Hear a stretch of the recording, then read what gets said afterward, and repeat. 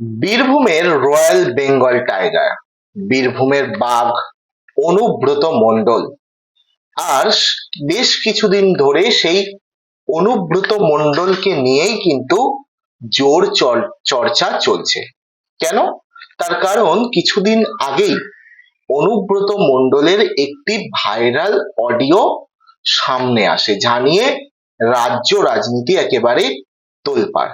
বোলপুর থানার আইসি কে হুমকি এবং অশ্রাব্য ভাষা প্রয়োগ করে কথা বলার অভিযোগ ওঠে কেষ্ট মণ্ডলের বিরুদ্ধে।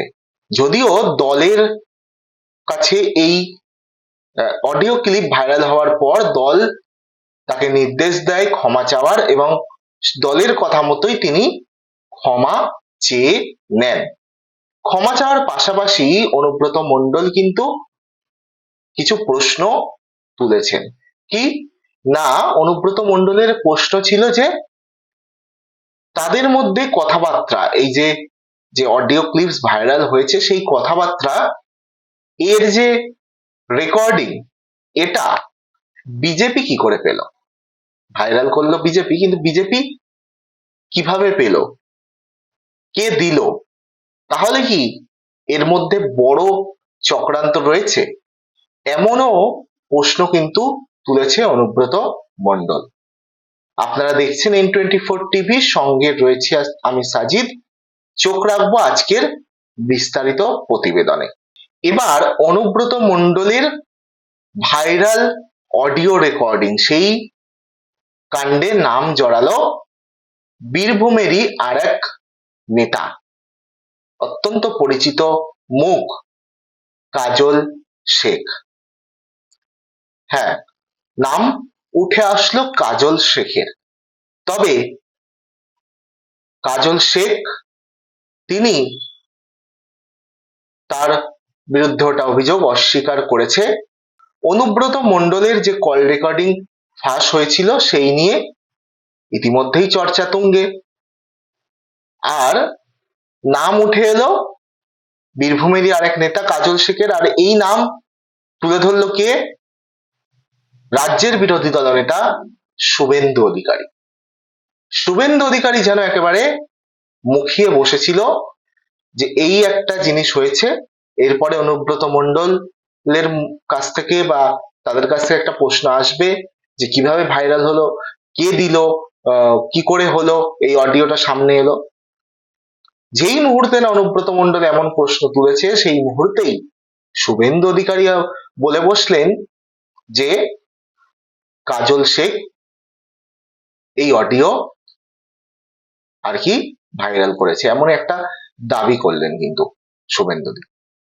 তিনি অনেক ধামাকা দেন, অনেক সময় অনেক ধামাকা দিয়ে দেন, কিন্তু সেই ধামাকাগুলো টেকে না। তো সেই রকমই আবারও একটা ধামাকা দেওয়ার চেষ্টা করলেন।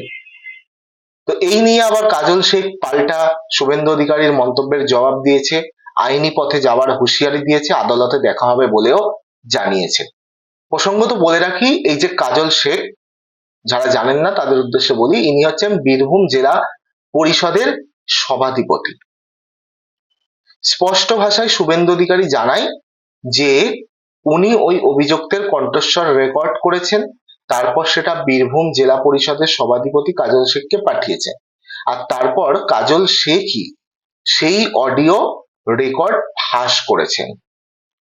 শুভেন্দুর এই যে বিস্ফোরক দাবি, এরপরেই একেবারে শোরগোল পড়ে যায় রাজ্য রাজনীতিতে। দলের অভ্যন্তরেও প্রশ্ন ওঠে, সত্যি দলের নেতারই অডিও ফাঁস করেছেন কাজল? প্রশ্ন উঠতে থাকে।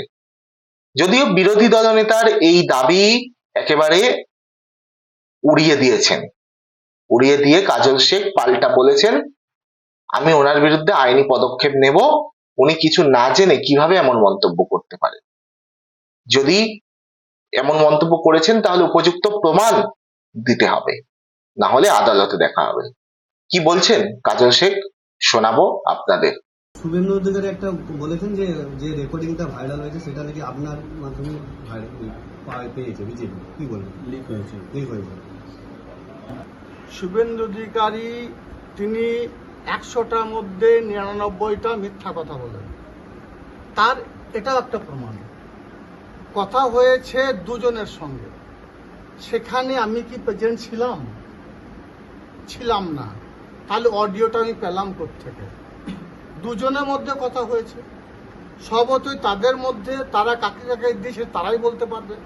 তাছাড়াও শুভেন্দু অধিকারী যে কথাটা বলেছে, উনি যে মিথ্যাবাদী সেটা সারা বাংলা মানুষ জানে। উনি যে কথাটা বলেছেন তার জন্য আদালতে ওনার সঙ্গে আমার দেখা হবে, ওনাকে প্রমাণ করাতে হবে উনি যে কথাটা বলেছেন তার কোনো ভিত্তি আছে, ওনাকে প্রমাণ করাতে হবে ওনার কাছে এ বিষয়ে কোনো সত্যতা আছে কিনা, সেটা কোর্টে জবাব ওনাকে আমি দেবো। শোনালাম কাজল শেখ তিনি ঠিক কি বললেন।